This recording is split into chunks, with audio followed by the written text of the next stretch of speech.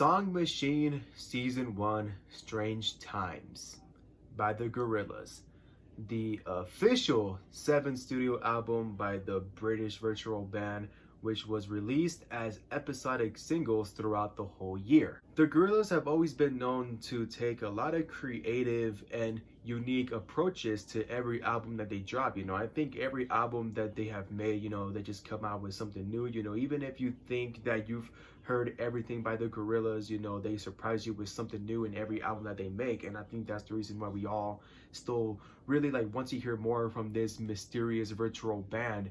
And I think that this album is probably their best attempt yet with trying to create an album with a very creative and unique process. As you all probably know, the Gorillaz went about making their 7th project with the intention of not making a full album in general. This album was released, with monthly episodic, singles and EPs that I'm pretty sure a lot of us have heard by now. So this album is nothing new to a lot of you, but if you all know me, I don't listen to singles.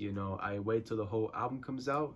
And yeah, this was pretty much my first time experiencing the whole fucking Song Machine project, and holy fuck was it a fucking experience. Holy shit. See, when they were releasing this album as just monthly episodic singles, they pretty much were creating this album during their moment. They were pretty much reflecting and just telling a narrative of what was going on at the time. And then next you know COVID came and fucking ate all our asses, and now they obviously had a dramatic change of plans of what this album was going to be about, because now they have to talk about the pandemic and just all this horrible shit going on. And pretty much all these episodic EPs have all come together to develop into this album where the Gorillaz are telling a narrative of the true fucking strange times that we are living in today.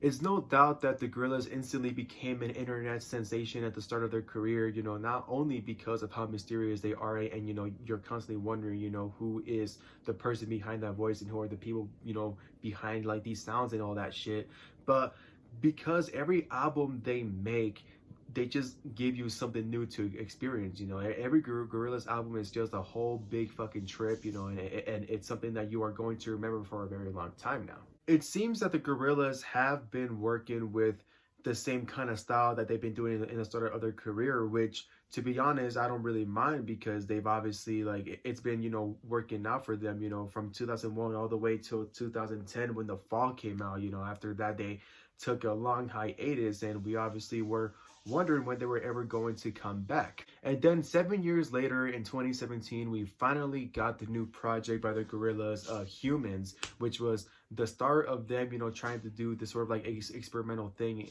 instead of just trying to do the same style that they were using, back in the early 2000s when they were dominating the internet and the music industry for a long time now. And although I've heard many negative things that have been said about the Humans album, I do think that that album was made for a reason, because after that they would become super successful and create a lot of great songs, because a year later the Now Now came out, which in my opinion is the best shit that the Gorillaz have dropped since Demon Days. The Now Now is actually my second favorite project by them. It was this really great and just calm and chill experimental project, something new that we've never heard by the Gorillaz so far. And that was the start of me thinking okay, these guys are becoming super experimental lately, and I just can't wait to see what they're going to do next. Just like always, the Gorillaz come through with a really great narrative as they create an album full of unique and soulful production, really impressive lyrics, and just a lot of good vibes overall that we all definitely need these days. Holy shit, we are becoming the worst people on fucking earth. This fucking pandemic and just this whole year has have just made us into complete fucking monsters, y'all. Damon Albarn comes back once again with his really great iconic voice, his impressive songwriting, and just the great vocals that we all know and love, and have definitely have been improving since the long hiatus he took after The Fall. I do think that Damon Albarn has probably the most iconic and unique voice, because no matter what, you know, every time you hear that voice, you know you're going to enjoy it because, you know, he is just a really great like singer, and you know, he just like always like makes you wonder like who the fuck is that, and you know, how is he able to like sound that fucking good, you know, for somebody who can't really hit that much high notes. Like holy shit, he really does sound good. Another thing that I've always admired by the Gorillaz is, you know, not only are they able to create such a new like magical experience for all of us with every project that they drop, but the way they're able to add, you know, such a diverse like such diverse things to all of their albums. You know, they create like these weird combinations with many artists that you wouldn't think are gonna work out with a band like the Gorillaz, and somehow they turned out to be super weird and just super fucking great in general. You know, I think the reason why I still really love the Gorillaz is because I'm a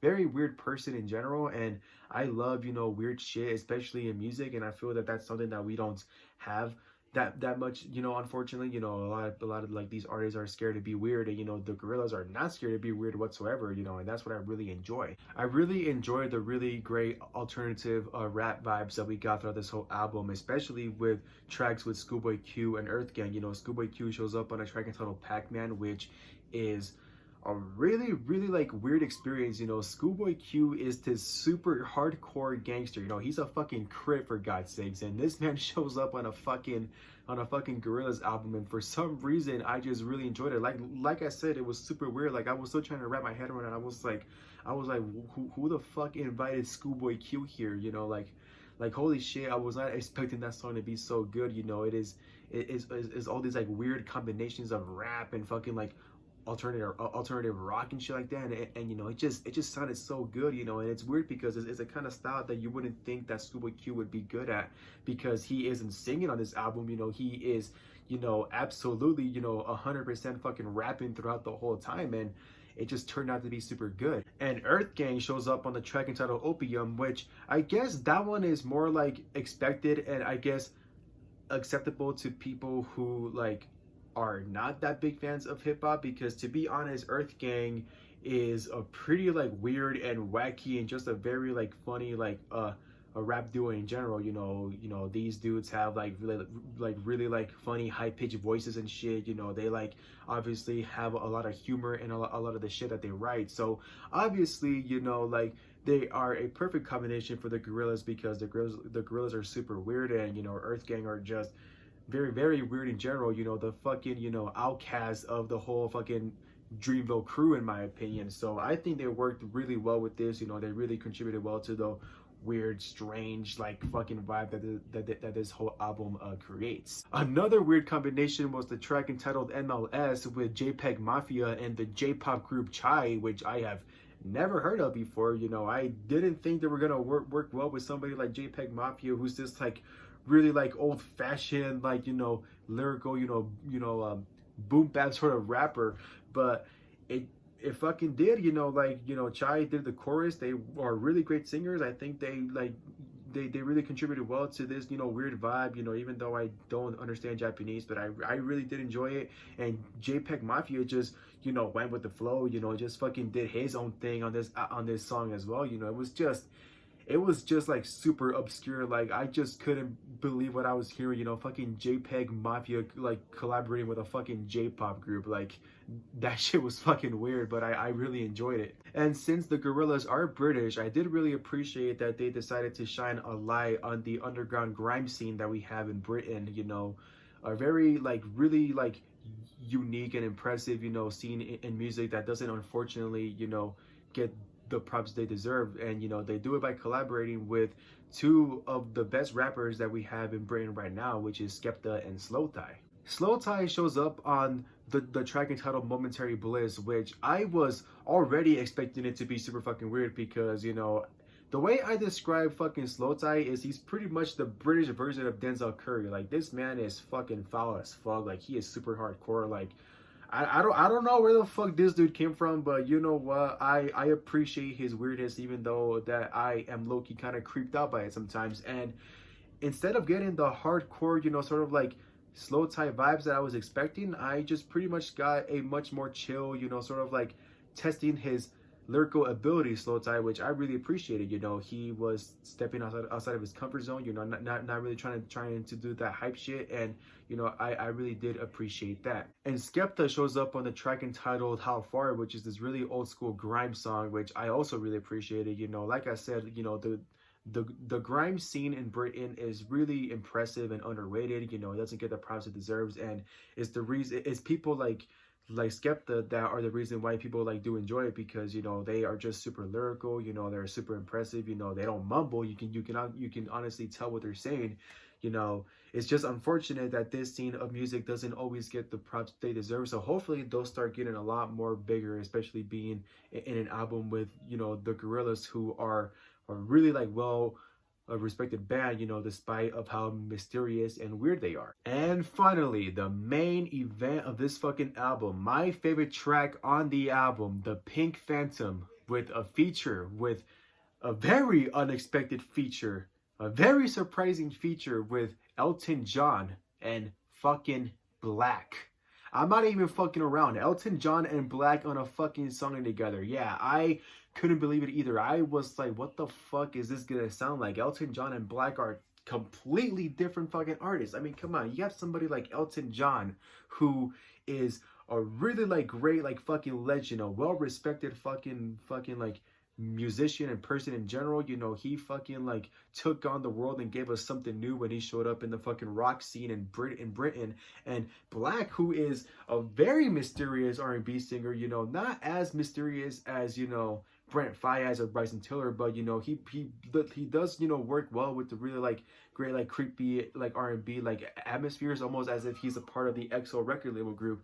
And you know, like, I love both of these two artists separately, but I didn't think they were gonna work well, and they fucking did. You know, I couldn't believe my fucking ears when I heard, you know, Black on that, you know, just singing along to Elton John's like fucking piano and shit like that. Like, I know I'm starting a lot. I am stuttering a lot in this video, but I literally like am so shocked by this whole album in general. Like, it was just super fucking great, and this song is the reason why it caught my attention, because of all this like great, like all these like great diverse features and just the weird combinations that the Gorillaz have created that sounded so good. Like even with artists that you wouldn't expect them to sound good. Like, it's just, I don't know how they fucking do it. Like they literally impress the fuck out of you with every new project. Like, it's so amazing. This album is living proof of why the Gorillaz are still a force to be reckoned with, and why at this point we should always expect the unexpected from the world's favorite virtual band. You know, I enjoyed every track on this album, even the stupid ones that I didn't really like, but I felt were, you know, were, I guess, expected, because it's a very weird album. So yeah, I really did love this whole project, and I definitely recommend this one to each and every one of you. Even if you have never heard of the Gorillaz before, please listen to it. You are not gonna fucking regret it. Thank you all so much for watching. If you guys enjoyed my review, don't forget to like, subscribe, click that button down below, all that good stuff, and don't forget to stay happy. You've more or less forgotten me this summer, and I can't